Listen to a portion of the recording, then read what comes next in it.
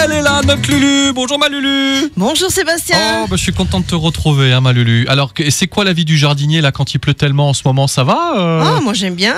J'ai refait des massifs, ouais, donc le ça gazon m'arrange. est ouvert en tout cas. Ah oui, le gazon est ouvert. Ça c'est clair. Alors aujourd'hui, tu es venu dans le studio avec une rubrique là parce que tu veux nous parler de l'arbre aux papillons. C'est Voilà. un arbuste souvent invasif. Il est très joli. J'adore le côté fuchsia violet là que ça donne. Est-ce que tu peux nous en parler un petit peu de cet arbre aux papillons? Alors c'est un très bel arbre qu'on retrouve souvent dans les jardins, c'est vrai. Il est magnifique. Il va fleurir de juin jusqu'à septembre, octobre. Ça dépend le temps qu'il fait. Donc c'est un arbre qui va à peu près faire 3-4 mètres de haut. Ça dépend les cultivars ou les espèces qu'on va choisir. Ouais. Il va virer du mauve, lilas, qui était sa couleur de départ.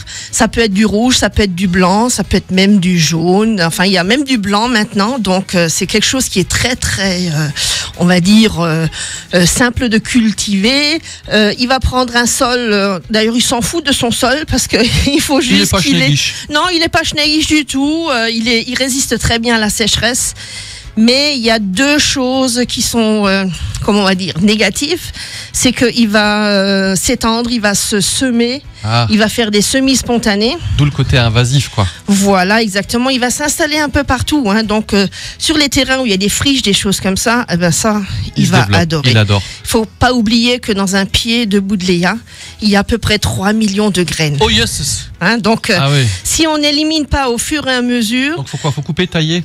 On va tailler les fleurs fanées et on va surtout arracher ce qui va pousser, les petits bébés qui vont sortir. D'accord, pour qu'on ait un volume rond par exemple, maîtrisé quoi. Voilà, il faut surtout enlever la fleur fanée parce que sinon on va être envahi. D'accord. Donc ça c'est une chose.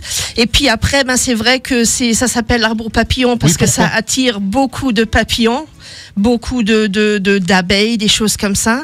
Mais il y a quand même un point négatif, c'est que il est beau, le papillon arrive, c'est beau pour nous, ça fait joli dans le jardin, les papillons qui virevoltent. Mais il faut savoir que dans le Buddleia, le sucre que les abeilles ou que les papillons vont prendre, il n'y a que 30% de sucre. Ah. Donc ça sert à rien. D'accord. Et en plus, la fleur, elle dégage une odeur. Ouais. L'ocubine, ça s'appelle. C'est comme une drogue, c'est-à-dire que les papillons vont venir là-dessus, vont déposer leurs œufs, mais comme la plante n'a pas beaucoup à nourrir, donc les œufs, ils ne vont jamais éclore et ne donneront jamais de papillons.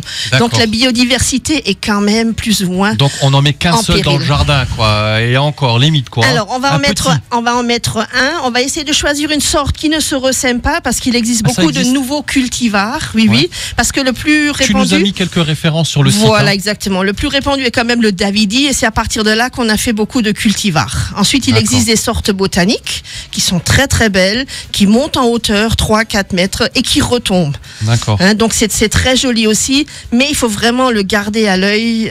Il faut pas le laisser s'étendre. Si j'en mets un dans mon jardin, c'est une variété que tu appelles cultivar.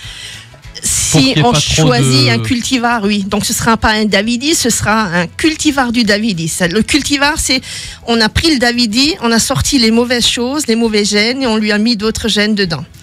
Donc c'est toute une histoire.